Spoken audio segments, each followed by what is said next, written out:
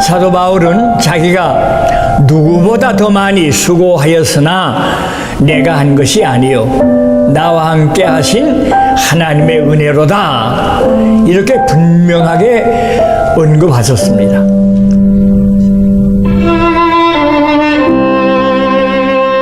순종함으로 당신의 삶을 드리고 103년 동안 평생 복음만을 위하여 사셨던 고 방지일 목사님.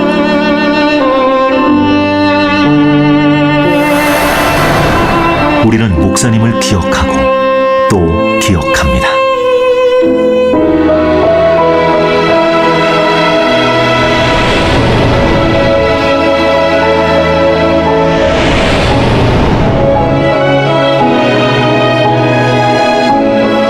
양들이 있는 곳이라면 어디라도 신방을 다니시고 아비의 사랑을 보여주셨던 목사님.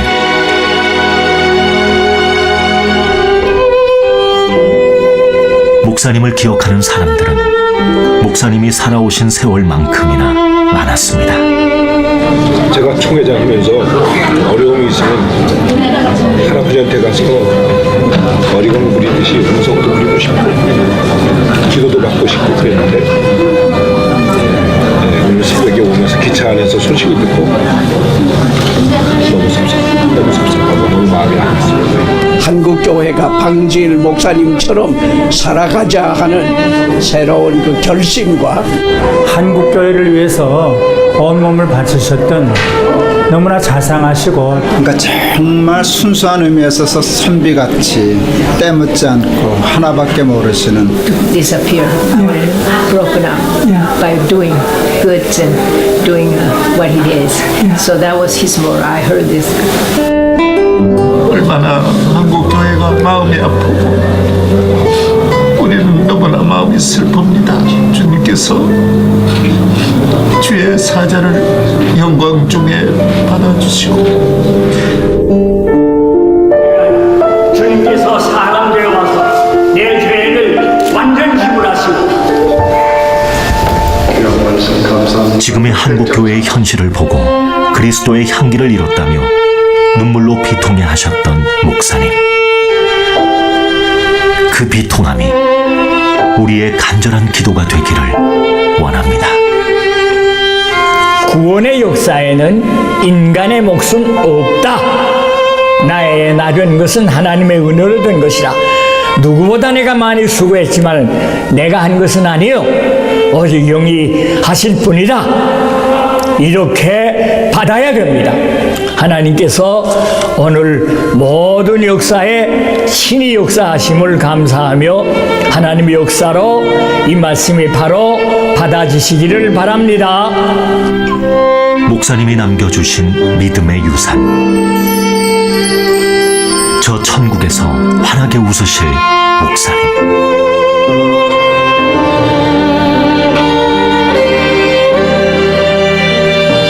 눈물의 사람이 되십시오. 눈물을 아까워하지 마십시오. 나의 눈물을 주의 병에 담으소서. 2010년 방지일.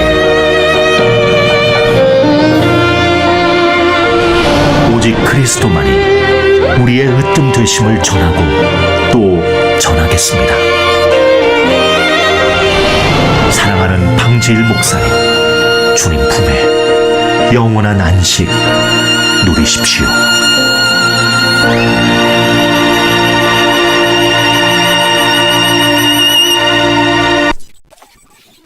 방지일 목사님은 제가 참 좋아하는 우리 선배 선교사님이시고 또 목사님이셨습니다. 1937년부터 1957년까지 중국에서 21년간 선교 사역을 하시다가 또 중국에서 철수하고 난 다음에 중국이 공산화가 되고 난 다음에 중국에서 나오지 않고 8년을 가택 연금 상태로 계셨는데 선교비도 전혀 보내지지 않는 그런 상황에서 마지막 남은 선교사로서 있다가 부산 거쳐가지고 서울에 가셨어요. 서울에서도 영등포 교회를 개척하셔가지고 그 교회를 또 22년간 목회하시고 은퇴하신 다음에 34년을 더 사셨습니다. 그래서 여러분이 설교 들은 그 설교는 이분 연세가 102살 때 설교하셨기 때문에 아직 100세가 되지 않은 분은 희망이 있다. 그렇게 생각하시면 되겠습니다. 제가 이제 선교 대회를 가면 이분이 늘 앞에 이렇게 앉으셔가지고 10분 설교를 하라면 10분 설교하시고 또 2시간 하라면 2시간 하시고 처음부터 끝까지 자리를 떠나지 않는 분이셨어요. 이분이 100세 되셨을 때 자기 가족들이 다 모여가지고 수련회를 했는데 한 160명 모였습니다. 그분 중에 한 분이 방성기 목사라고 그 조카가 방성기 목사인데 그런 분이 계시는 곳이에요. 그래서 우리 왜 이제 이분을 제가 특별히 이야기를 하느냐면 우리 교단하고 관련이 있어요. 그 옛날에는 지금 고신이나 통합이나 합동이 없었던 시절에 모두 다 그 대한예수교 장로회, 조선예수교 장로회로 하나가 되어 있을 때에 이분이 선교사로 가셨거든요. 이분이 돌아오시고 나니까 통합 측, 합동 측, 고신으로 이렇게 나눠져 있어서 이분이 통합 측에 아는 사람들이 이분을 당겨서 그쪽에서 일을 하시게 됐는데 사실은 이분은 박윤순 박사님하고 같이 공부를 하셨고 박윤순 박사님하고 같이 미국을 다 가려고 준비를 했는데 박 박사님은 미국에 공부하러 가시고 이분은 미국에 가는 걸 포기하고 그 중국의 선교사로 가셨습니다. 아버지가 방효은 목사님이라고 대구 제일교회의 부총회장을 지냈던 분인데 이분이 그 아버지도 부총회장 하시다가 선교사로 가시고 그 아들도 또 선교사로 갔고 또 선교사 하시다가 마지막까지 한국의 그 교회 역사를 맨몸으로 증언하셨던 그런 분이 방지일 목사님이셨습니다.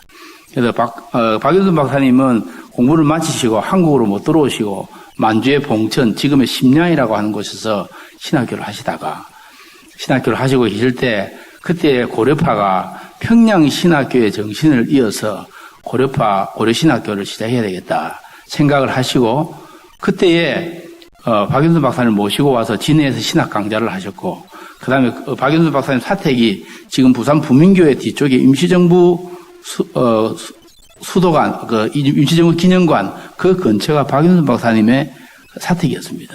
그러니까 이런 역사가 우리의 긴 역사 속에 있었어요. 그러니까 선교사를 보낼 수 없는 그런 상황이었을 때 우리가 다문화권 선교사를 처음으로 보냈던 분들이 방효은, 방지일 이런 분들입니다. 이분이 참 놀라운 것은 이분이 1958년부터 교회를 목회하면서 세상 떠나기 전에까지 성경 공부를 거진 60년 가까이 매 월요일마다 목회자들을 위해서 성경 공부를 인도하셨습니다.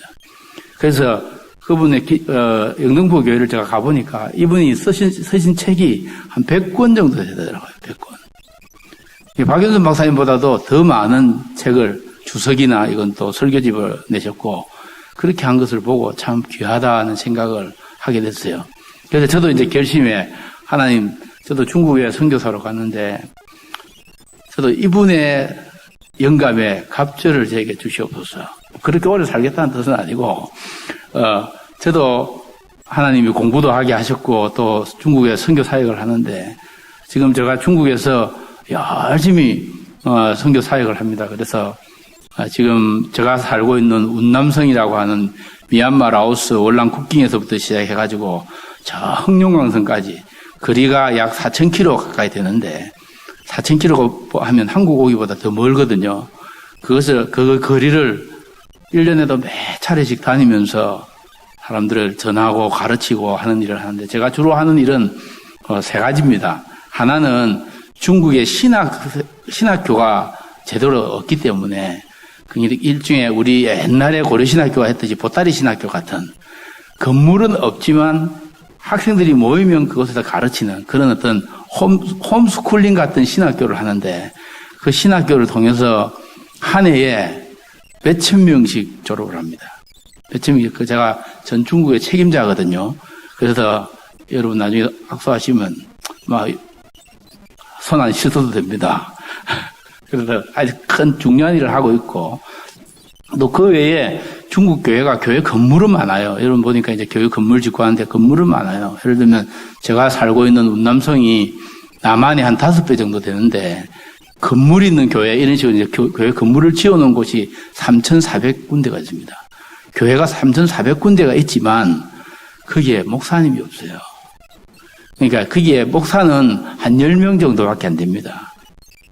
10명 정도. 그러니까 남한의 5배 되는 곳에 교회당도 있지만 목사님이 없고 또 목사님한테 사례를 주지 않기 때문에 목회하는 분들이 일주일 내내 다른 일을 하시다가 평신도들이 주말이 되면 설교하기 때문에 신학의 질이 아주 떨어져요. 그래서 그분들에게 신학을 교육시키는 일을 하는데 그 일을 아주 조직적으로 해서 전 중국에 지금 이제 아주 조직적으로 일을 하고 있습니다. 그래서 흑룡강 성만 해도 약 350명 정도가 지금 지도자들이 저희 훈련을 받고 있습니다. 운남성에서는 11클래스, 그 다음에 하남성이라고 하늘에 속한 사람, 거기나 혹은 심지어는 모슬렘들이 있는 그런 지역에까지 열심히 복음을 전하고 사람을 키우고 있습니다. 그래서 그렇게 해서 사람들이 크고 나면 그 다음에 해야 되는 일이 뭐냐. 그것을 조금 어려운 말로 TEE라는데, 그건 신학 연장교육이라고, 신학교가 건물은 없지만 사람을 키우는 곳입니다.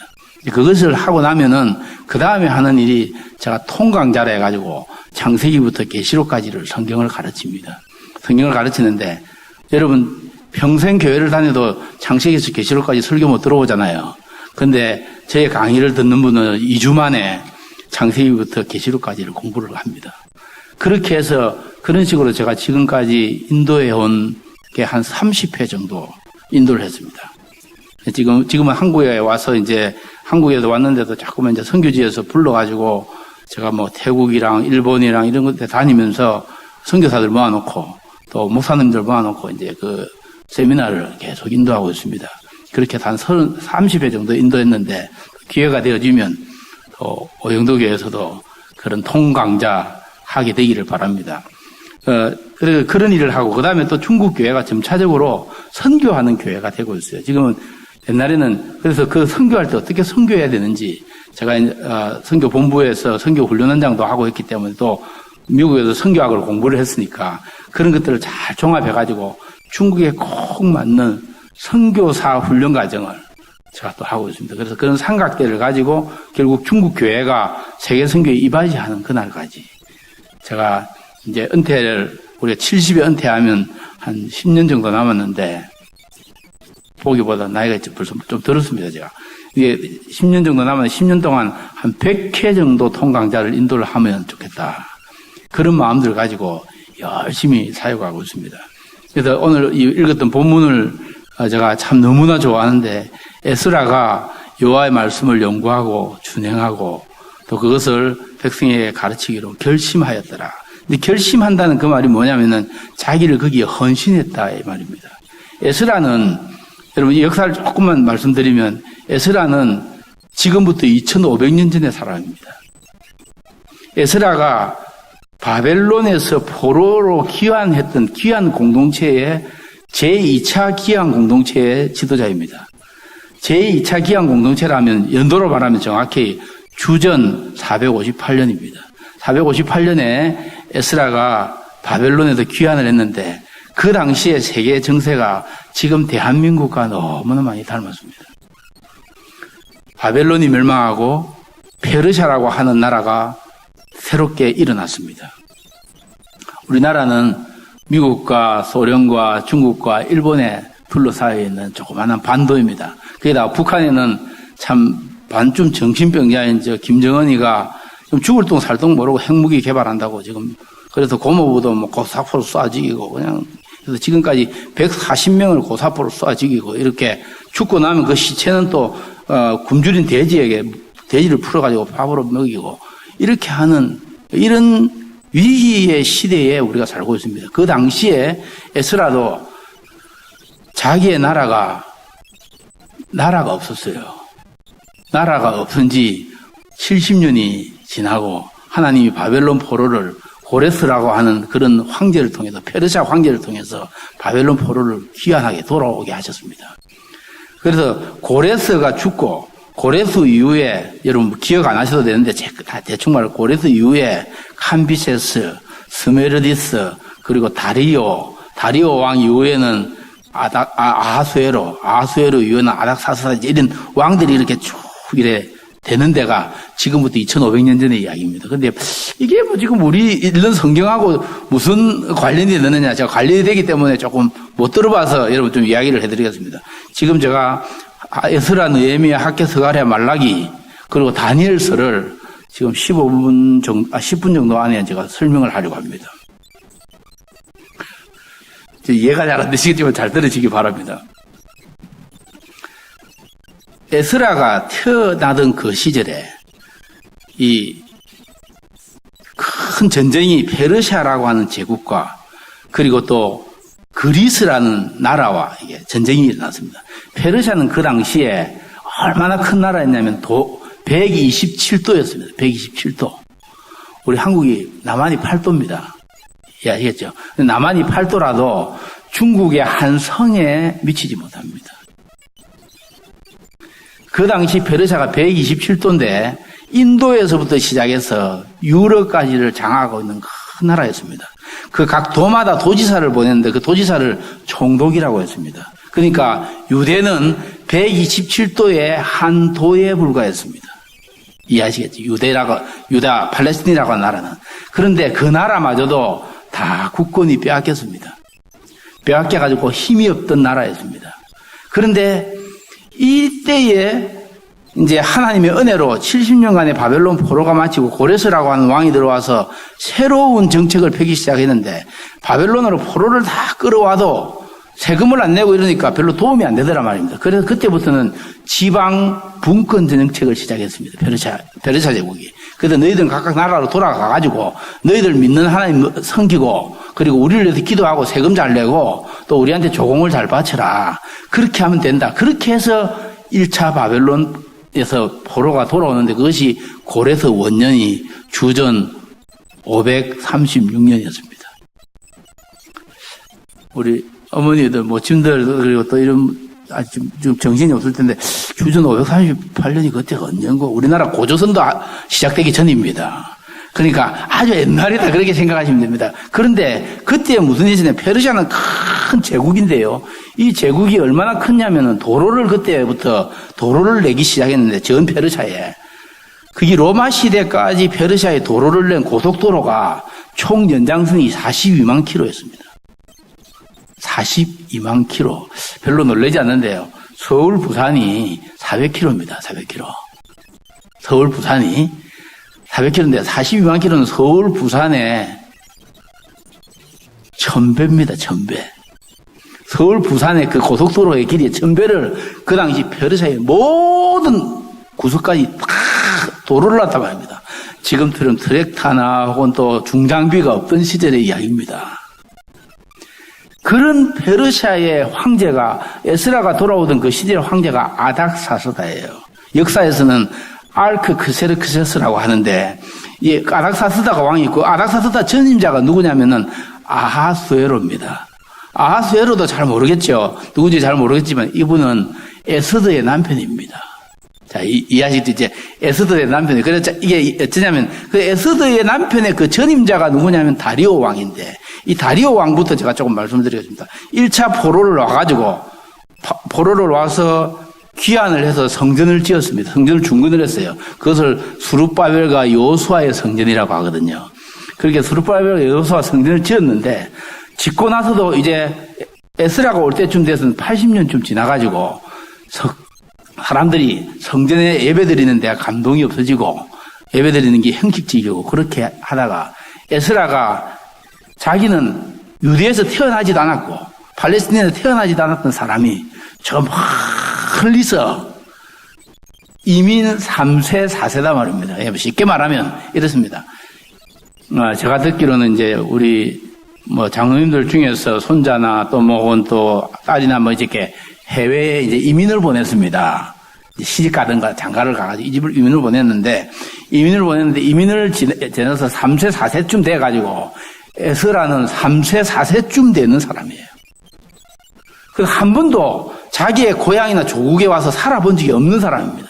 그런데 이 사람이 자기 조국에 와서 형식적이고 종교적이고 그리고 생명력이 없는 이런 종교에 대해서 다시 여호와 하나님께로 돌아가자 하는 이런 결심을 하게 되는데, 그렇게 할 때 어떻게 하면 우리가 이 페르시아로부터 독립할 것인가, 독립운동을 하고 혁명을 하고 이런 방법이 아니고 자기가 하나님 말씀에 올인함으로, 하나님 말씀에 집중함으로 개혁을 할 수 있다고 생각했던 겁니다.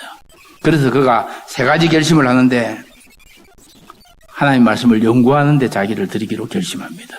또 두 번째는 하나님 말씀을 준행하기로 결심합니다. 3번째는 하나님 말씀을 가르치는 데 자기를 들이기로 결심합니다. 저도 아무런 소원이었고 지금은 하나님 말씀을 마음껏 저 평생에 죽을 때까지 가르치겠다, 이런 결심을 제가 하게 됩니다. 지난주에는 우리 고려신학대학원에 이제 개강하기 전에 일주일간 집회가 있었는데, 제가 집회에 가서 이 구약을 이게 석사과정의 학생들한테 가르쳤어요. 1주간 동안 구약을 다 해서 공부를 다 했습니다. 그래서 여러분한테 액기스를 딱 주는데, 이 보세요. 에스라가 그런 시절에 왔는데, 그때의 자기의 전임자가 어떤 문제가 있었냐면은, 다리오 왕이 히랍, 그러니까 그리스가 히랍인데, 그 히랍에는 스파르타, 그 다음에 아테네, 이런 나라들이 있었거든. 도시국가가 조그만. 근데 이 도시국가가 자꾸만 애를 먹이니까 전쟁을 했습니다. 그래서 아테네하고 전쟁을 하는데, 그 전쟁에서 페르시아가 지게 됩니다. 그것이 그 유명한 주전 490년에 있었던 마라톤 전투라고 합니다. 얼마 전에 리오에서 올림픽 했죠. 올림픽의 꽃이 뭐였죠? 마라톤이에요. 그 마라톤에 아테네는 불과 5,000명밖에 안 되는 군사를 가지고 5만 명이 넘는 페르시아 대군을 이겼는데, 그것은 아테네가 가지고 있던 독특한 전술 때문에 그렇습니다. 이겼는데 그것이 너무 기뻐가지고 한 사람이 45.195km를 뛰어가지고 우리가 이겼다 하는 그 말하고 죽었잖아요. 그래서 그 기념으로 마라톤이 시작이 됐습니다. 그러니까 다리오 왕의 후임자인 아하수에로는 너무나 이 복수를 하고 싶었어요. 그가 에스더의 남편인데 복수를 하고 싶어서 군인을 100만 명을 모았습니다. 부산 시내 인구 3분의 1쯤 모았습니다. 군인을. 그 대군을 이끌고 아시아 터키를 지나서 유럽으로까지 갔습니다. 그 바다를 건너서 바다에 배를 연결을 해가지고 다리를 놔가지고요. 다리 위로 널빤지를 깔고, 널빤지 위에 흙을 깔고, 그 다음에 옆으로는 그 말들이 물을 보면 놀래가지고 밑으로 떨어지니까 담을 쌓아가지고요. 거기에 100만 명을 통과시켰습니다. 그렇게 해서 전쟁을 치러 가기로 준비를 하는데, 그 전쟁을 시작하는 시점이 에스더 1장입니다. 그래서 에스더 1장을 보면 잔치를 하는데 180일간 잔치를 하는 걸 볼 수 있어요. 그래서 여러분들 어떤 분들은 깜짝 놀라요. 왜 180일이나 잔치를 할까?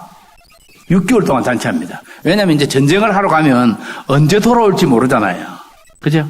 언제 돌아올지 모르잖아. 가면 죽을지도 모르고 또 3년이나 4년이나 5년 만에 돌아오니까 자기들이 그냥 잔치를 하는데, 그 잔치 때 그러니까 군인들의 사기를 돋구기 위해서 열심히 군인들을 먹이고 술 마시게 하고 그냥 잔치를 하루 이틀이 아니고 6개월 동안 하고, 제일 마지막 일주일은 수산성에서 잔치를 일주일간 하는데, 그때 마지막 잔치의 꽃이 뭐냐면 미인 컨테스트였어요. 근데 그때에 아하수에로가 자기의 그 부인의 와서디를 참 모든 사람 앞에 와서 배꼽춤을 추라고 했는데, 와서디가 추기를 거절했다네요. 춤하면 이래 배꼽춤을 이렇게 그게 페르시아예요. 그러니까. 그런데 그걸 거절하잖아요. 그러니까 이 아하수에로가 참 진퇴양난이 됐습니다. 왕이 명령을 하면 모든 사람들이 다 듣는데, 자기 마누라한테 명령을 했는데 마누라가 말을 안 듣는단 말이에요. 그래서 그때 큰일 났어요. 그래서 7 방백들이 모여가지고 연구를 한 것이 와서들을 폐위를 시키자. 그래서 폐위를 시킵니다. 그 폐위를 시키고 난 다음에 전쟁을 하러 갔는데 이겼을까요? 졌을까요? 지죠. 왜 지냐면은 집구석이 편해야지. 집구석이 엉망진창인데, 남편들은 그래요. 여기 있는 우리 그 자매님들이나 우리 집사님들. 남편은 집안에서 인정을 받아야 바깥에서 성공합니다. 남편이 집안에서 바가지 팍팍 끓이고 나가는 남편은 절대로 자기의 가능성을 100% 발휘할 수가 없습니다. 아하수에로가 전쟁을 치러 가는데 부인이 마누라가 말을 안 듣으니까 얼른 폐위를 시키고 그럼 전쟁하러 나가는데 왕이 기분이 꿀꿀하니까 온 백성들이 아직 군사들이 다 꿀꿀한데 뭐 100만 대군이라 해도 사기가 그 당시엔 중요한데 이 100만 대군이 전쟁에 진단 말이야. 그렇게 해서 치렀던 전투가 뭐냐면 데르모필레라고 하는 전투예요. 데르모필레. 여러분 그거 모르면 영화에 보면 300인이라고 하는 영화가 있습니다. 스파르타의 300인. 300인 영화 봤나? 학생들. 300인 영화 봤나? 영화도 안 보고 성경도 안 보고 뭐 보고 되는 연속거 맞지? 성경 열심히 공부해야 돼요. 성경 열심히 공부해야 돼. 이 성경 안에 모든 해답이 있어요. 정말로. 저도 어리석어 가지고 우리 아들들이 좋은 대학 나오고 좋은 데 취직하면 잘 되는 줄 알았어요. 제가 지금 후회하고 회개하는 것은 좀 더 어렸을 때에 이 성경 말씀을 아이들에게 못 가르친 거 후회합니다. 제가 나이가 환갑이 되니까 이게 철이 들기 시작하더라고요. 하나의 말씀을 가르쳐야 되는데. 주일학교 여름 성경학교가 여름 성경학교 성경을 안 가르치고 여름 율동학교가 돼가지고 아들 율동 가르친다고 멋있는 아들 율동. 그래가지고 성경을 모르는 거예요. 근데 제가 영국에서 공부할 때 보니까 영국에 있는 모슬렘들이 영국이 저기 브렉시트라고 하는 저런 것도 빠질 수밖에 없는 것이 영국의 모슬렘들이 어릴 때부터 코란을 배워가지고 코란을 다 외우더라니까요, 아이들이. 12살 정도 되니까 코란경을 아랍어로 다 외우고 있어요. 그런 아이들하고 우리 성경도 모르고 주일학교도 제대로 안 가고 주일학교에서 성경도 안 가르치고 하는 이런 아이들이 어떻게 이 세계 무대에 가서 선교를 하겠습니까? 그래서 하나님 말씀 잘 배웁시다. 잘 배웁시다. 근데 이제 한국은 또 이거 큰일 났는 게 지금 부산에 교회가 1800개인데 주일학교가 없는 교회가 1200개입니다. 주일학교가 없는 게 1200개. 그러면 앞으로 10년, 20년 내로 그 교회들 문 닫아야 된다는 이야기입니다. 미래가 없잖아요. 그리고 이 10대에, 20대에 예수 믿는 아이들의 퍼센테이지가 3%예요. 어른들은 40대 이상의 어른들은 20%가 넘어요. 근데 10대는 3%밖에 안 돼요. 왜 그러냐? 부모들이 기독교를 믿는 게 아니고 그리스도교를 믿는 게 아니고 예수교를 믿는 게 아니고 다른 종교를 믿어요. 한국에 3대 종교 있대, 4대 종교 있대. 불교, 기독교, 천주교 외에 대학교라고 있어요. 대학교 좋은 데 가면 아이들이 성공하는 줄로 생각하는 거예요. 길을 쓰고 대학교를 그렇게 하니까 아이들이 이 반기독교적인 문화가 너무 팽배해가지고 성경을 가지고 성경일 안 하고 똥경이라 하고요. 기독교를 안 하고 개독교를 하고 이런 것들이 지금 팽배해서 이 나라가 망할 징조예요. 하나님 말씀으로 돌아와야 됩니다. 제가 그때 보십시오. 에스라가 자기의 조국에 돌아와서 해야 될 일이 너무 많았지 않겠습니까? 많았는데 그 해야 될 일보다 더 중요한 일이 뭐냐면은 에스라가 하나님의 말씀을 연구해야 되겠다. 하나님의 말씀을 준행해야 되겠다. 하나님의 말씀을 가르쳐야 되겠다. 제가 신학대학원에 가서 내원생들을 보고 제가 강조한 것이 그것입니다. 당신들 여기 있으면서 좀 큰 교회 가서 담임 목사 할 생각하지 말고 하나님 말씀에 푹 젖는 시간이 있어야 된다. 당신들 그런 시간 없으면 절대로 목사할 생각하지 말아라. 선교사 하지 말아라. 중국 같은 데서 제가 가르치는 학생들이 독일에서 박사한 사람들도 있어요. 그런 사람들한테 제가 키도 작고 표준 사이즈지만 키도 작고 또 못생기고 이런 사람이 무슨 능력으로 그들을 가르칩니까? 하나님의 말씀의 능력이 아니면 사람이 변하지 않습니다. 제가 말씀을 맺겠습니다. 서론도 안 했지만 말씀을 맺겠습니다. 시간이 없기 때문에. 여러분, 하나님의 말씀으로 다시 돌아갑시다. 우리 교단에 처음 하나님 말씀으로 돌아갔을 때 눈물이 많았고 또 하나님 의지했습니다. 조금 이제 배가 불러졌습니다. 근데 한국은 정말 세계에서 가장 위기에 처해 있는 나라입니다. 이 나라가 사는 길은 다시 주님께로 겸손히 회개하고 돌아가는 일밖에 없습니다. 제가 하고 있는 사역을 지난해에 제가 졸업생들 50명 졸업을 하는데 한 250명 정도가 왔는데 그 250명 정도 왔을 때 부산 부민교회 장로님들이 오셔가지고 졸업식에 축하를 해주셨거든요. 그 잠깐 보고 기도하고 마치겠습니다. 다시 동영상 봅니다.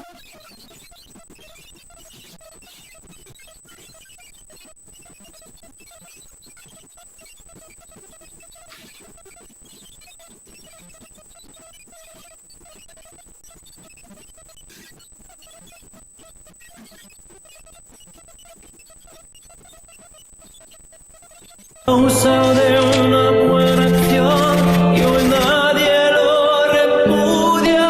Aleluya, aleluya, aleluya,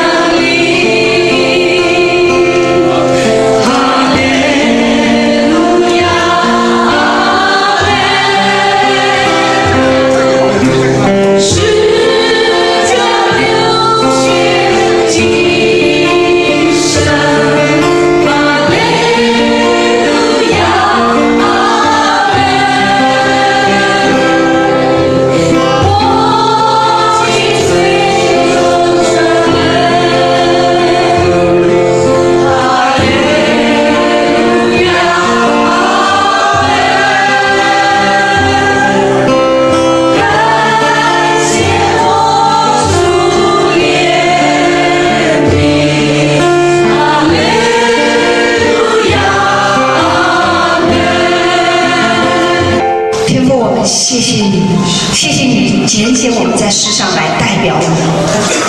说我们的学习有结束，可是我们跟随你的路程，每一天都是新的。主啊，感谢你，谢谢你，我们将以下的时间完全交托仰望给你，求你亲自的来带领，求你亲自的与我们同在。感谢赞美主，谢谢你，奉主的名，阿门。今年2015年2月7日，有50位云南的老师们接受了记忆的训练。感谢神，所有的机会能够接触到我们的课程。我今天站在这个舞台上，感到很荣幸，也很感恩。我有悲苦，也有喜悦，但是更重要的是，我们在这个团队当中学习了怎么去爱对方，也接受对方的爱。我们从来都不认识，但是我们他可以关心我们。我还要把神的爱带给更多的人。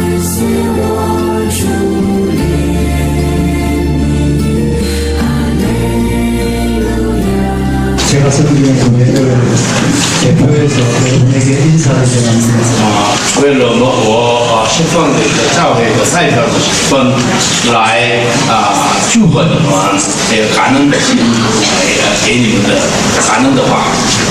저도 여러분을 전부하고 또 우리 교회 교인들은 여러분을 전혀 모르지만 우리는 그리스도 안에서 형제 자매인들로 있습니다. 我第一次跟你们见面，还有我们互相以前我们互相不认识的这样的情况，但是我们在基督耶稣里一家人，在基督里一起结缘。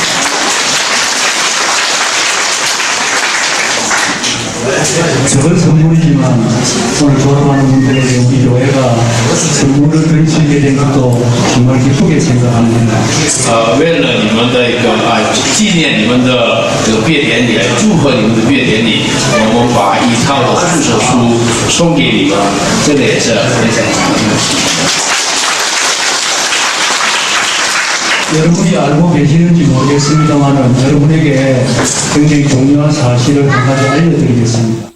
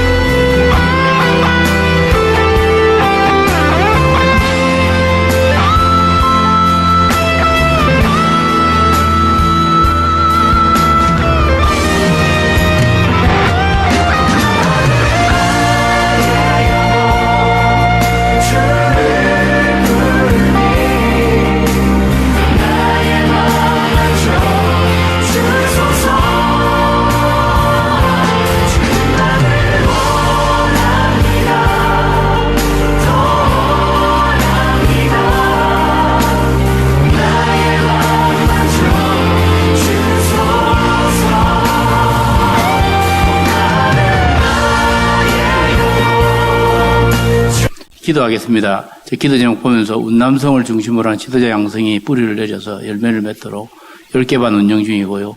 흑룡강, 하남, 신장 이 지역들이 전부 다 흑룡강성은 우리 남한의 15배 크기이고요. 하남성은 하늘에 속한 사람, 신장하고 영하 해적 지역에는 모슬렘이 우리나라 인구만큼 많습니다. 거기에서 이 신학 교육을 하는 일들을 위험하고 한데 하나님이 지켜주시도록 또 모슬렘들 지도자 가운데서 양성을 지도자를 양성하도록 서북 지역의 티에 가정이 뿌리를 내리고 성경 번역이 완성되도록 11월 달에 제가 한국에 있는 36개 중국 선교 단체 대표들을 모아서 이분들과 함께 중국어로 훈련을 하려고 합니다. 왜냐하면 이 매우 중요한 일이기 때문에 여러분 좀 기도해 주시기를 바랍니다. 자, 기도하겠습니다. 기도하고 제가 마치는 기도 드리겠습니다. 하나님 아버지, 불충한 종을 사용하셔서 지금까지 일하게 해주신 것을 감사합니다. 하나님, 오영도교회를 축복하시고, 조광재 목사님을 축복하시고, 장로님들 축복하시고, 이 교회가 선교하는데 더 헌신하는 교회가 되도록 도와주시기를 간절히 바랍니다. 좋은 일꾼들이 배출되게 하시고, 하나님의 사람들이 배출되도록 도와주시기를 간절히 바라옵고 원하옵나이다. 하나님이 도우시고 인도하여 주시옵소서. 하나님이 크게 오영도교를 사용하여 주시고 이게 젊은이들에게 하나님의 나라에 대한 그런 꿈과 비전을 가질 수 있도록 도와주시기를 간절히 바라옵고 원하옵나이다. 참으로 하나님이 기뻐하시는 귀한 선교의 사명 잘 감당하는 교회 될 수 있도록 하시고, 불충한 종이 또 10월이 마치고 11월에 지금 중국에 들어갈 때에 비자 문제가 있사오니 하나님 비자가 잘 얻어지도록 도와주시기를 바라고, 또 하나님 성령의 능력과 도우심으로 이를 감당할 수 있도록 해 주시옵소서. 예수님 이름으로 기도합니다.